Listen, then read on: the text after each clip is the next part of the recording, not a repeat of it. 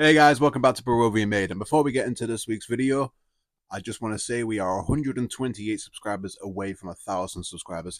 I would love to get to 1,000 subscribers by the time this video comes out, so please hit the subscribe button down below. 87% of you watching my channel aren't subscribed, so just go ahead and click the button.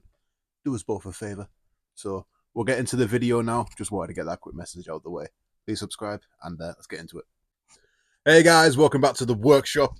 I have got a plan for the warp table that we talked about in the last episode.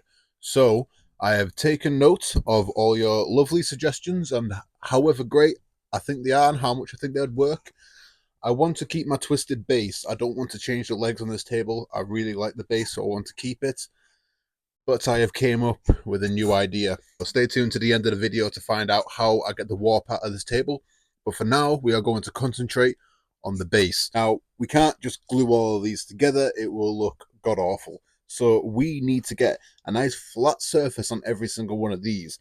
And I'm going to achieve that with the surface planer. Now, in the last video, I talked about how we didn't have enough to make that table as high as I wanted to.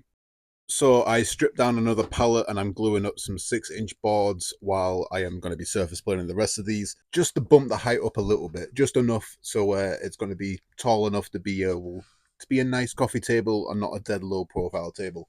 But I'm going to quit talking. We'll put you on a time lapse. We'll get all these surface planed and we'll get into gluing it all up. We got all of our boards surface planed. We're ready to start gluing them now.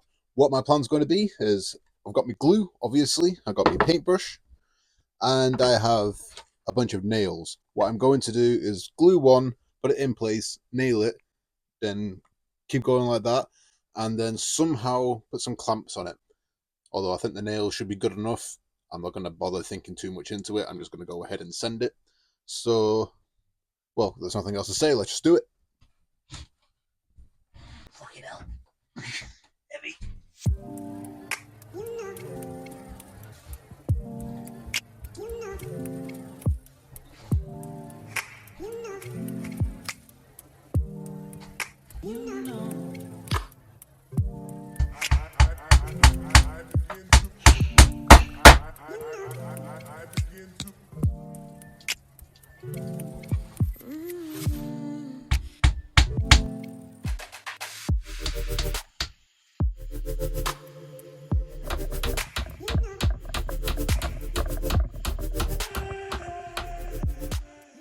Right guys, it is a new day. Everything is nice and glued up now. It's all solid. So what we are going to do is we're going to get some power carving done. So let's quit talking and let's make a mess.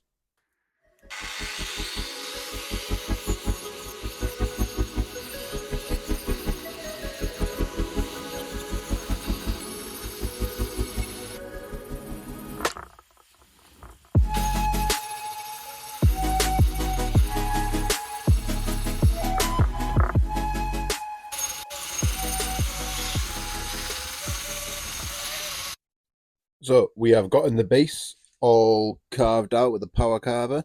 I have already on one side used the spoke shave to sort of smoothen it out a bit, just so it's going to be a little less work with sanding.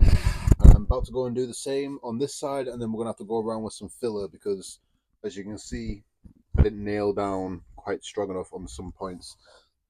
As you can see, it's not a massive gap. It doesn't run all the way through. There's a massive gap there. Some of these knots are blown out while I've been power carving it. So spend a little time with a spoke shave and then we're going to put some filler on it. So let's get to it.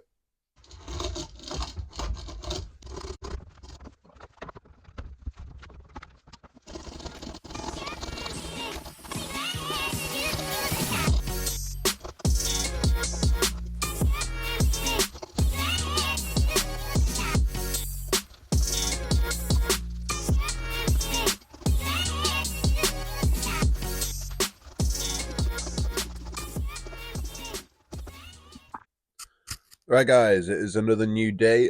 I was so knackered after using all them hand tools yesterday that I just was like, nope, not doing anymore. But here we are, we've got it all down. The spoke shave is all nice and smooth. And I've had a new product show up at my door. And it is this little angle grinder attachment. I got a gift voucher from work, so I decided just to do some you know, random shopping and random cheap tools and stuff. And I didn't think anything of this. If anything, I was a bit worried because it's plastic spinning at 11,000 RPM. But it saves so much time, especially with this carving stuff. I sanded this whole side yesterday in 10 minutes, which would usually take me about a good hour with a normal orbital sander. So I'll see if I can find a link for this in the description, so you can all go ahead and grab one if you just want one.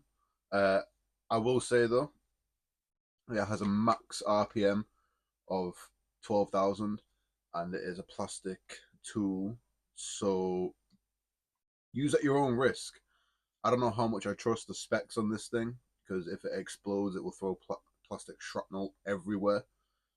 So if you are going to get it, be very careful. Obviously, don't use it while it's facing like this. You know, if it does explode, it will throw shrapnel into you, but you know, it'll hurt.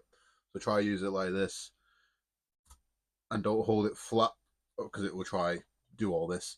So yeah, if you hate sanding as much as me, grab yourself one of these. It'll do a lot. Don't use it for flat work though. I'm trying to do that because it will mess up. So don't think I'll be using this on tabletops and stuff. But on things like this where I have to sand like that, it is perfect. But we're gonna go ahead and we're gonna sand the rest of it. So let's go ahead and do that.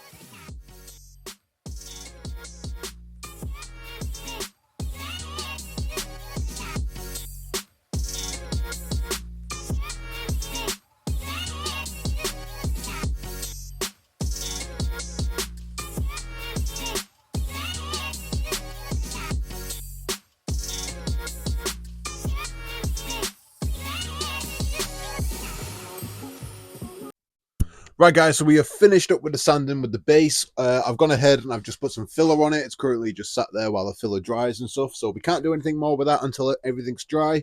So we are going to move on to the warp table. Now, here is my plan. What I have done is I have screwed the table down to my flat workbench that I know is flat. I've made sure to cover all bases. So we are going to have to cut the table a little bit smaller to get rid of all those holes. And I don't know if you can tell, but I plan to inlay these into the table once, because the table is flat, so the tabletop that we are working on will also be flat, referencing off the table. So once we carve all these out to inlay these blocks in, hopefully once we let it dry, when we take it off the table and unscrew it off the table, it should stay flat. So fingers crossed this works. Let's go ahead and we'll get the router out. We'll just start putting all these in. I've already marked them all out. So there's nothing else to say. Let's just go for it.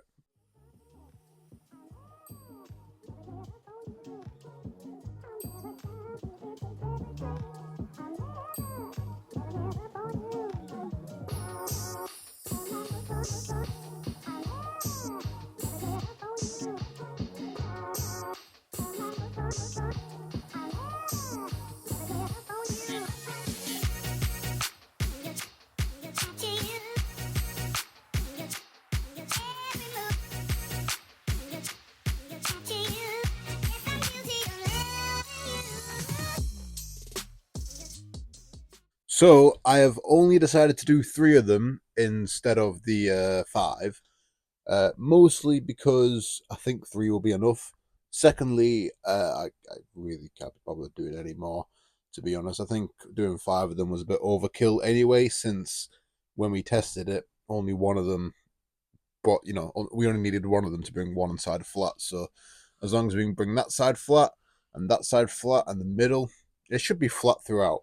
So fingers crossed on this working. Let me know down in the comments if you think it'll work, because unfortunately we are out of time in this video.